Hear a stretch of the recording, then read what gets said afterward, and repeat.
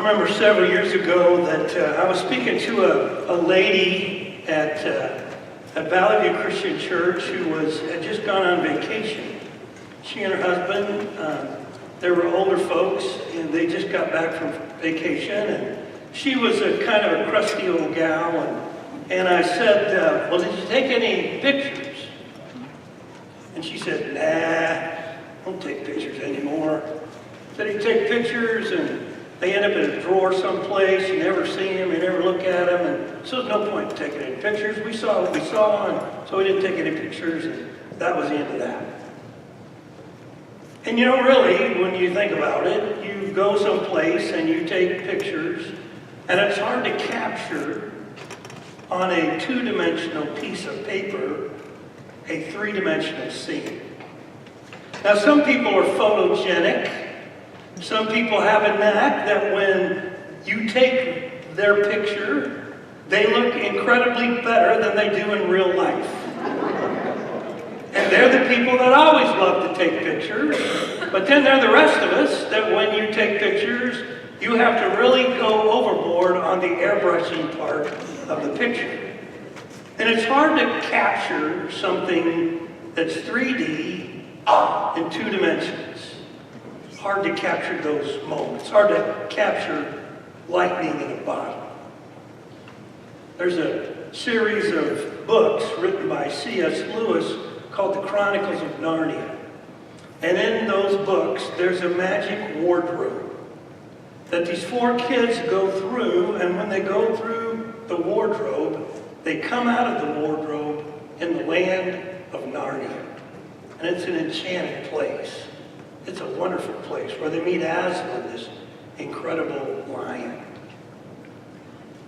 And C.S. Lewis has an uncanny knack of being able to weave adjectives and adverbs and nouns in a way that sort of sweep you up into this magical land called Narnia.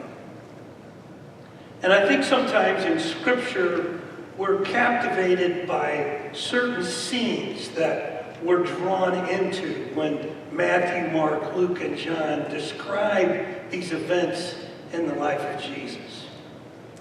And there's one set of events that I love because the one event, the disciples are very high.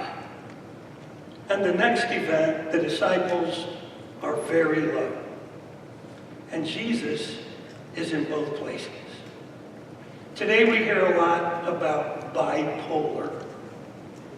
When people have high highs and low lows.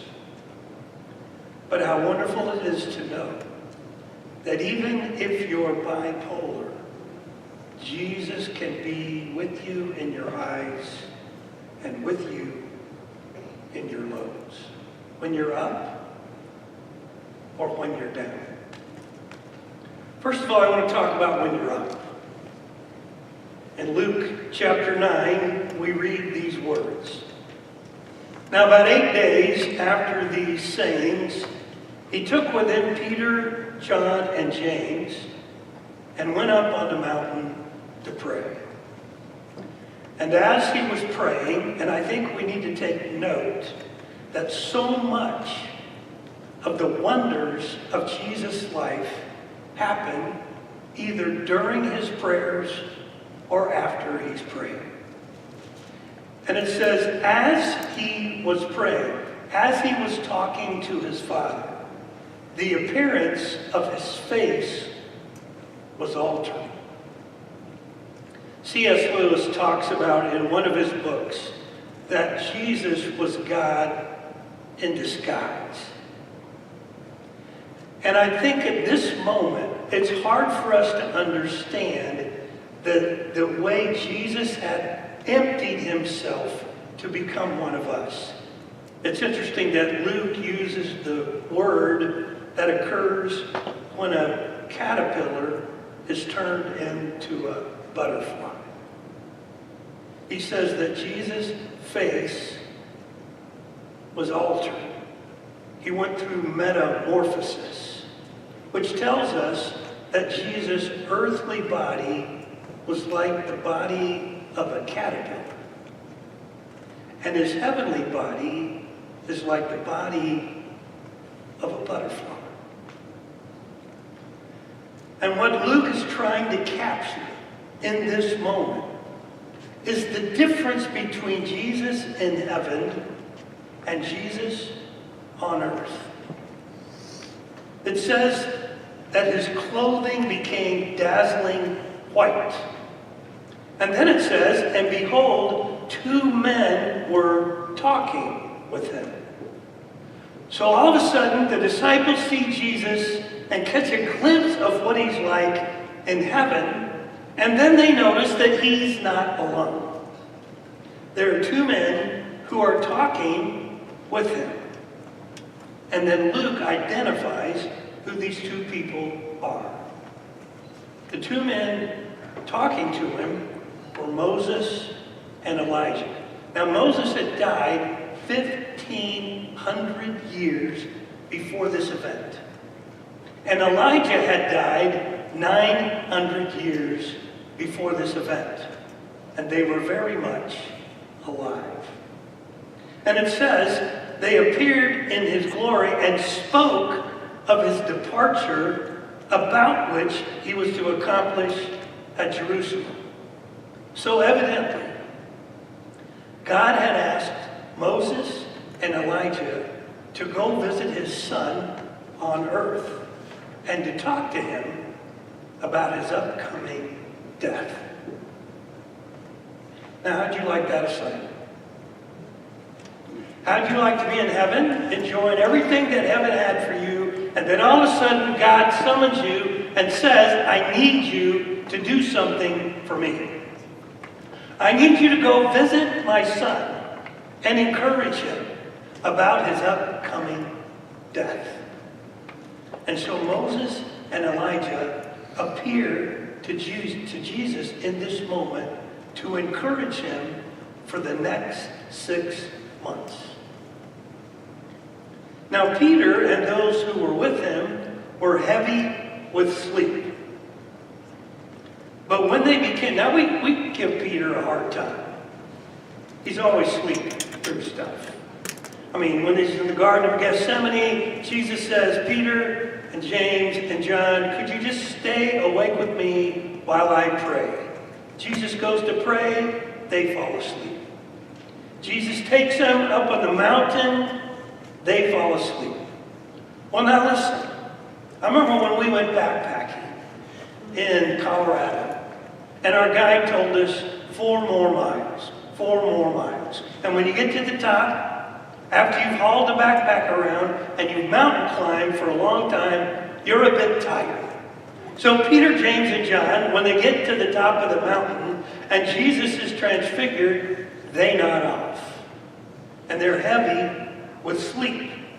It says, but when they became fully awake, they saw his glory and the 2 men who stood with him. And as the men were parting from him, Peter said to Jesus, now you're about to hear something that's no doubt going to amaze you all. So Peter's taken all this in. He just woke up. He just saw this incredible scene. He's enraptured by what he's seen. He's seeing Jesus in the way he really is in heaven. And you're about to hear Peter speak. And you're about to listen to what he has to say. And this is what he says. Master, it is good that we are here. Let us make 3 tents. Let's have a building program. 3 tents, 1 for you, 1 for Moses, and 1 for Elijah. And then Luke adds these words, not knowing what he said. I've had friends like that who didn't know what they thought until they began to speak. And then they discovered what was on their minds. And Peter was one of those people. He spoke sometimes before he thought. And when he got to a place where he really shouldn't have spoken, he should have kept quiet, he spoke. And then he realized, oh my goodness, I need to pull it back. As he was saying these things, a cloud came and overshadowed them. And they were afraid as they entered the cloud. And a voice came out of the cloud saying, "This is my Son, my chosen one. Listen to him." And when the voice had spoken, Jesus was found alone. And they kept silent and told no one in those days anything of what they had seen. I don't know about you, but I feel incredibly inadequate talking about this. I've thought all week, what can I say that would somehow help us understand this moment? Peter wrote in 1 Peter chapter 1, verses 16 through 18, that we were eyewitnesses of his majesty. He says, we ourselves heard this voice that came from heaven when we were with him on the sacred mountain. 5 men. 5 men. Moses, Elijah, Peter, James, and John got to share this moment. No one else did. And how do you put into words something like this? And why is it so important for Matthew, Mark, and Luke to make sure we know about this? Why is that so important to them? I don't know if you've ever looked at a piece of music and you've seen these lyrics typed between the bars, the treble clef and the bass clef. And you've seen the notes and you've seen the lyrics, but it's just a piece of paper. And sometimes when you walk into a practice or walk into a orchestra practice and the people put the music in front of them on the stands and they begin to play, what you hear is awful for the first few minutes, until the players begin to understand what the artist, what the author wants to convey. And then as they practice their parts, and as they practice the lyrics, the music jumps off the page, and you hear something that is so incredibly wonderful and so much different than music on a page. Or you take out a map and you see the Atlantic Ocean or the Pacific Ocean, and you see the border separating the land from the ocean. And you think to yourself, I want to go there. I want to see that. And so you take this map and you follow the highways and you follow the boulevards and you finally get to the beach. And it looks so much different than the map.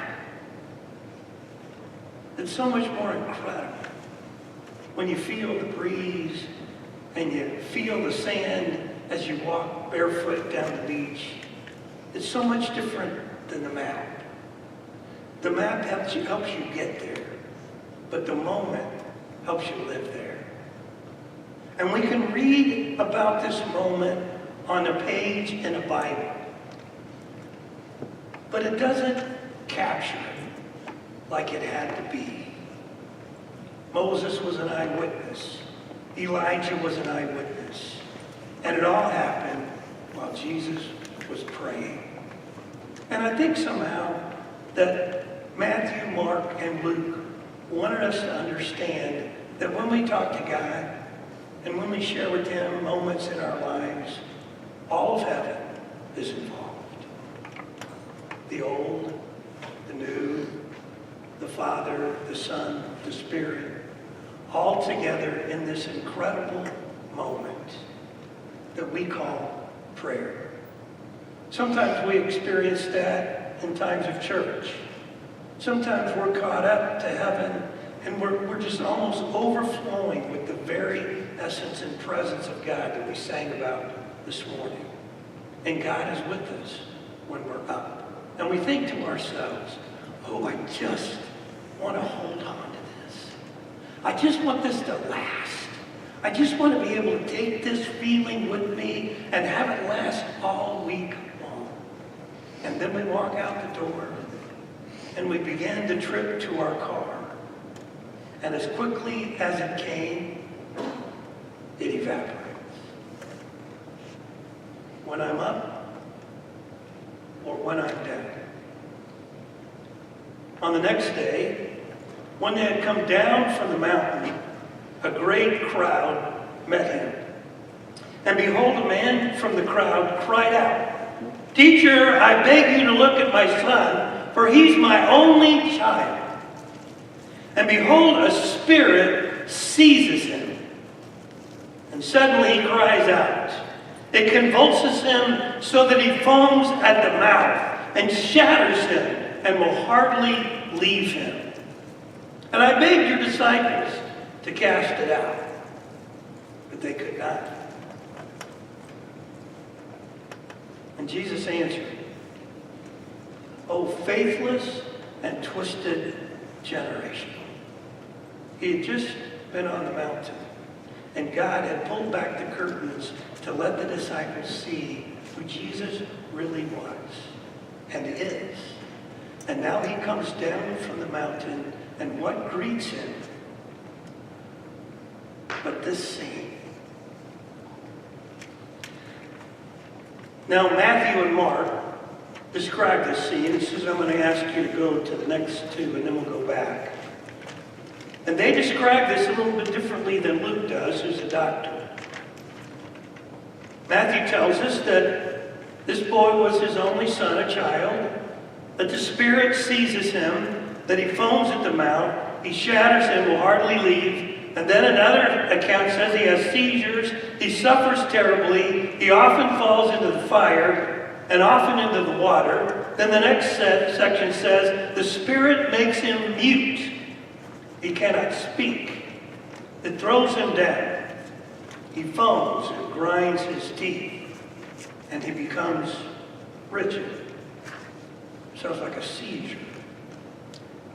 A father who has a son, and the father has to stand by and watch his son convulse and in seizure and foaming at the mouth, and there's nothing the dad can do. Jesus has been up on the mountain with James and John and Peter. And now he's in the valley with this father who feels overwhelmed, this father who is frustrated, who has come to the disciples, and the disciples can't help him. And then Mark speaks of this, and this is what Mark says. And Jesus asked his father, how long has this been happening to him? And he said, from childhood. You get that? This man has been doing this since he was a little kid.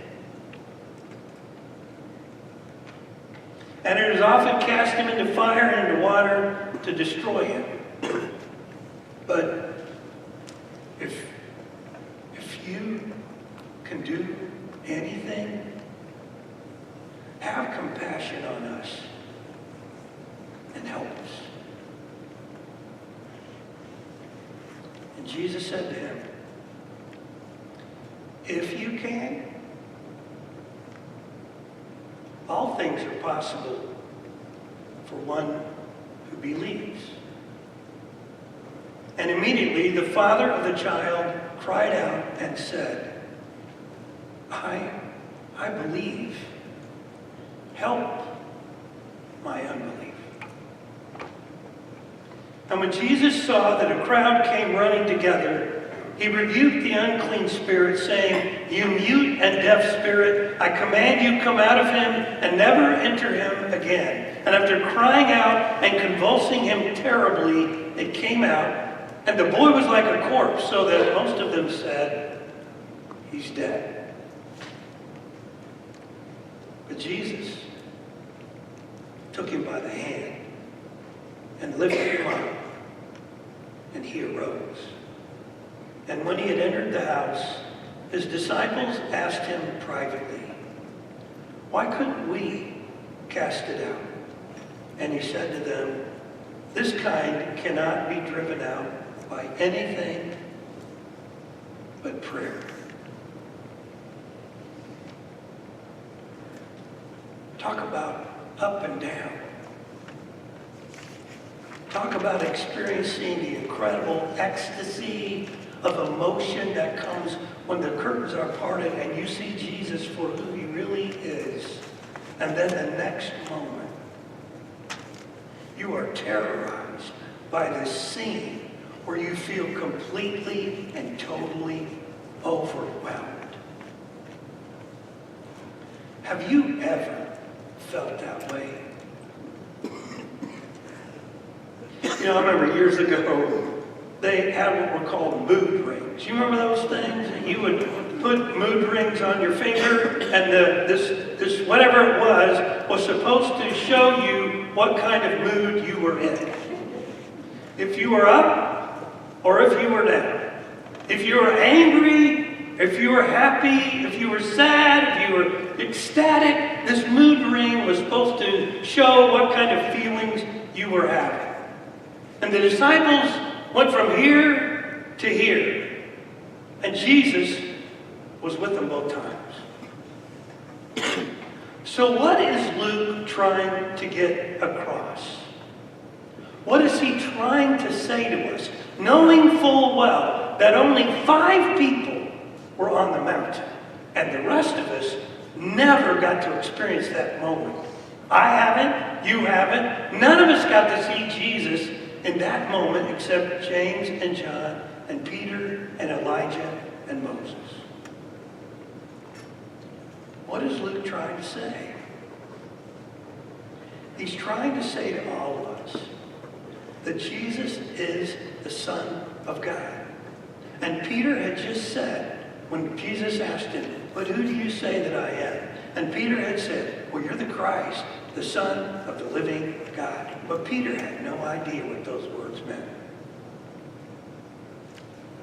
When he went up on the mountain and he saw Jesus for who he really was, all of a sudden the words, "You are the Christ, the Son of the living God," went, oh, that's what that meant. The other, last 2 nights ago, I've been playing Nurse Cratchit in my house.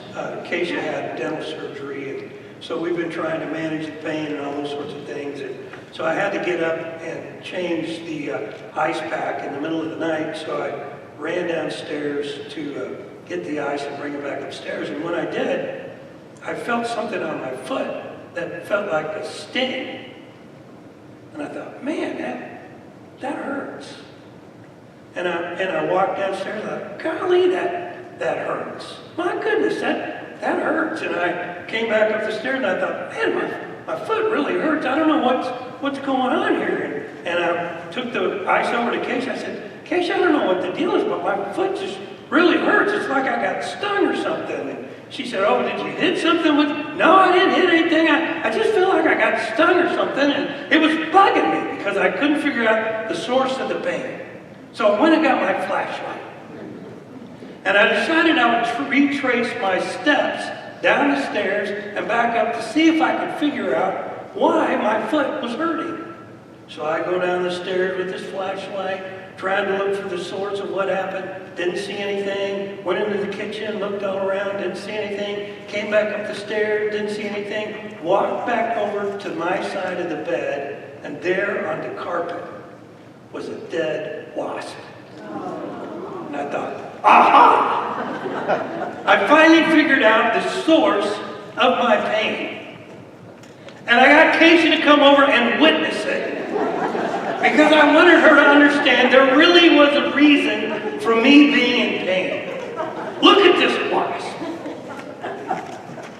Now, all of us want to have eyewitnesses to verify what we've seen or heard. And Peter, James, and John were eyewitnesses They write this down in the Bible because they're shining the light on it saying, we want you to see this is real. Jesus is real. He really is the Son of God.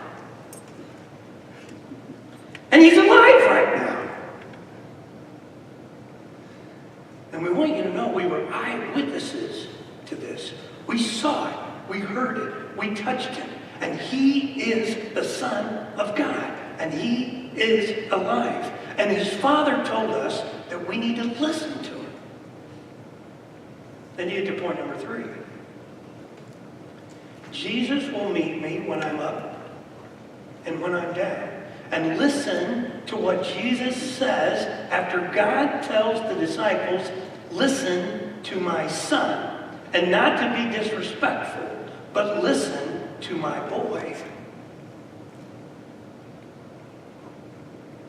But while they were all marveling at everything he was doing, Jesus said to his disciples, let these words sink into your ears. The Son of Man is about to be delivered into the hands of men. But they did not understand this saying, and it was concealed from them so that they might not perceive it, and they were afraid to ask him. God says, you saw my son. This is who he is. In heaven, he's a big deal. On earth, you might think he's a caterpillar. But you need to listen to him, because he is just as much my son when he's hanging on a cross as he is on the mountain. He is just as much my son when he's casting out a demon as when you're seeing his glory. And he's doing that so you understand there is absolutely nothing different when you're up or when you're down, because my son will be with you both times. I read about a gentleman who was a pilot who was making a flight around the world. And he had been gone for a couple of hours from his landing field, and he heard a noise on his plane. And he recognized the gnawing of a rat.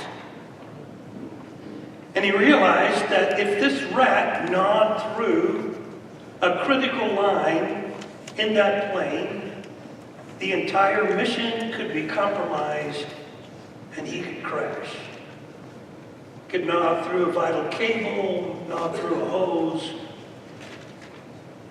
So he was very concerned and anxious, and he didn't know what to do. He was 2 hours away from his takeoff point, and his landing point, if he did land, was another 2 hours away. And if the rat gnawed through the line, he could die. But then he remembered something. He remembered that rats are rodents. And they are made to exist on the ground and under the ground. They can't handle altitude. And so he began to climb. And he climbed and climbed to 20,000 feet. And the gnawing stopped, and the rat was dead. You see, those moments when you're up can take care of moments when you're down. So this morning, when we come to this time, we're going to sing our invitation hymn. I'm reminded of some down moments in the lives of the Bennetts. They wanted to have a baby, And I went to the hospital to be with Katie and Craig when they lost a child. And then we saw little Elijah be born. And then we saw the young one come along. And when they stand up here this morning, you perhaps didn't realize what a precious moment that is. Because they've been up, but they've been down. And God has met them both places. And the wonderful thing about being a Christian is when you're a parent and you have a child that's behaving in erratic, crazy ways, and you feel totally and completely helpless. You can turn your eyes to heaven and know that Jesus is with you in that moment. And he will sustain you in that moment. And when you're around the Christmas tree with your family and everyone is safe and people are laughing and unwrapping gifts, he's there too. Both places. When you're up and when you're down. But how sad for those who don't have Jesus either place. So if you're here this morning and you don't have Jesus as your Savior, we invite you to receive him. If you are looking for a church home, we invite you to join with us at Cornerstone. If you just want us to pray for you,